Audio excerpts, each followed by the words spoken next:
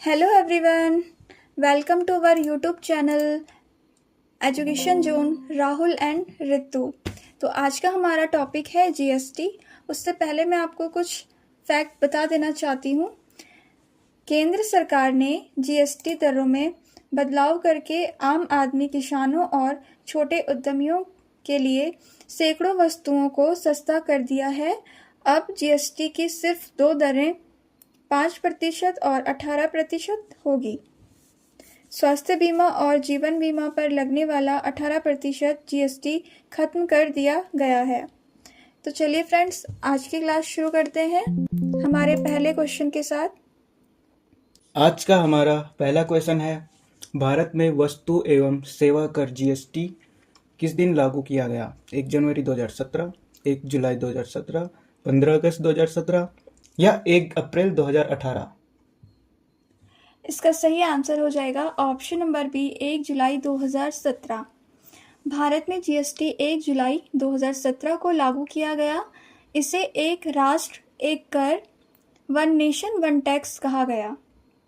हमारा अगला क्वेश्चन है, जीएसटी का पूर्ण रूप क्या है? General sales tax, goods and services tax, government sales tax, general service tax?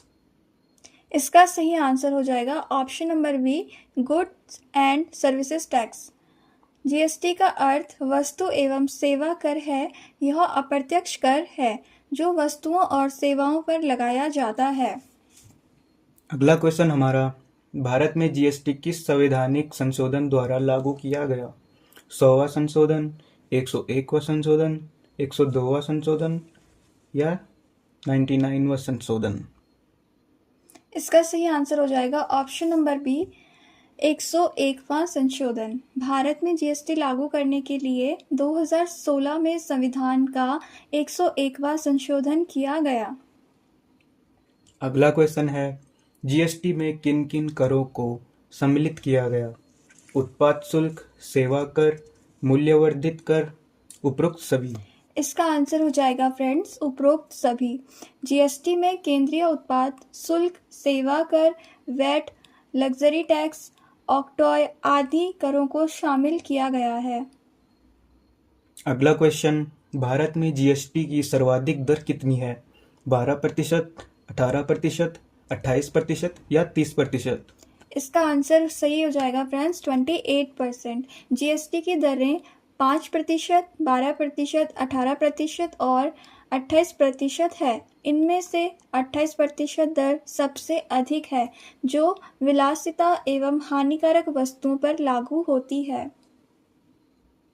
अगला क्वेश्चन, जीएसटी परिषद यानी काउंसिल का अध्यक्ष कौन होता है?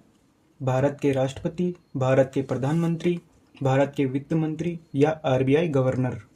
इसका सही आंसर हो जाएगा friends option number C, Bharat के वित्त मंत्री।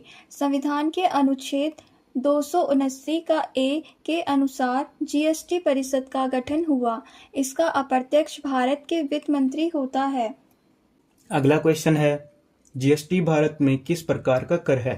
प्रत्यक्ष कर, अप्रत्यक्ष कर, आयकर या संपत्ति कर? इसका आंसर हो जाएगा ऑप्शन नंबर बी, अप्रत्यक्ष कर। जीएसटी एक अप्रत्यक्ष कर है क्योंकि इसका भुगतान उपभोक्ता करता है, लेकिन सरकार को व्यापारी जमा करता है। अगला क्वेश्चन है हमारा, जीएसटी परिषद की बैठक कितनी अवधि में कम से कम एक बार होनी चाहिए?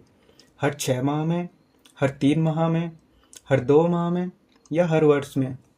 इसका सही आंसर हो जाएगा ऑप्शन नंबर ए, हर 6 माह में।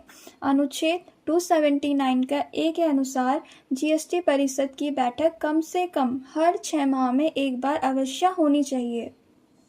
अगला क्वेश्चन, जीएसटी की दरें तय करने का अधिकार किसके पास है? संसद, राज्य विधानसभाएं, जीएसटी परिषद या भारत का राष्ट्रपति? इसका सही आंसर होगा जीएसटी परिषद। जीएसटी परिषद वस्तुओं और सेवाओं की दरें तय करती है और अनुशंसा केंद्र व राज्यों को देती है। अगला क्वेश्चन, जीएसटी लागू होने के बाद भारत में कितनी प्रकार की जीएसटी व्यवस्था है? 1, 2, 3 या 4? इसका आंसर हो जाएगा ऑप्शन नंबर सी, 3। भारत में 3 प्रकार की जीएसटी व्यवस्था है।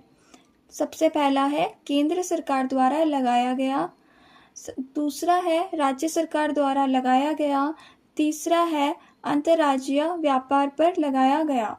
अगला क्वेश्चन, जीएसटी परिषद में राज्यों को कितने प्रतिशत वोटिंग अधिकार दिए गए हैं? 25%, 50%, 75% या 66%? इसका आंसर हो जाएगा ऑप्शन नंबर बी, 50%। जीएसटी परिषद में राज्यों के पास कुल वोटिंग अधिकार का 50% होता है, जबकि केंद्र के पास 50%। किसी भी निर्णय के लिए कुल 75% मतों की आवश्यकता होती है। अगला क्वेश्चन, जीएसटी परिषद का सचिवालय कहाँ स्थित है? मुंबई, नई दिल्ली, हैदराबाद या अहमदाबाद? इसका सही आंसर हो जाएगा दोस्तों ऑप्शन नंबर बी, नई दिल्ली। जीएसटी परिषद का सचिवालय नई दिल्ली में स्थित है। अगला क्वेश्चन, भारत में पहली बार गुड्स एंड सर्विस टैक्स यानी जीएसटी की अवधारणा किस समिति ने सुझाई थी? नरेंद्र मोदी समिति, अटल बिहारी वाजपेयी समिति, विजय केलकर समिति या मनमोहन सिंह समिति? इसका सही आंसर होगा ऑप्शन नंबर सी, विजय केलकर समिति।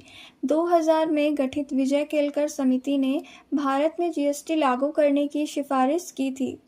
अगला क्वेश्चन है, जीएसटी का प्रशासन किस विभाग के अधीन है? वित्त मंत्रालय, वाणिज्य मंत्रालय, गृह मंत्रालय या विदेश मंत्रालय के पास? इसका सही आंसर हो जाएगा ऑप्शन नंबर ए, वित्त मंत्रालय। जीएसटी का प्रशासन वित्त मंत्रालय यानी कि राजस्व विभाग के अधीन है। हमारा आखिरी क्वेश्चन है, जीएसटी से संबंधित विवादों को हल करने के लिए कौन सा प्रावधान है? जीएसटी न्यायाधिकरण, उच्च न्यायालय, सर्वोच्च न्यायालय या लोकसभा? इसका सही आंसर हो जाएगा ऑप्शन नंबर ए, जीएसटी न्यायाधिकरण। जीएसटी विवादों के समाधान के लिए विशेष जीएसटी न्यायाधिकरण का गठन किया गया है। तो आज की क्लास यहीं पर समाप्त होती है फ्रेंड्स। आप अच्छे से इन क्वेश्चन को देख लीजिएगा, क्योंकि जीएसटी से रिलेटेड हर कॉम्पिटिटिव एग्जाम में सवाल पूछे जाते हैं। तो आपको यह वीडियो कैसी लगी आप कमेंट करके प्लीज़ बताएं, और चैनल को सब्सक्राइब करें और लाइक करना ना भूलें। Thank you so much.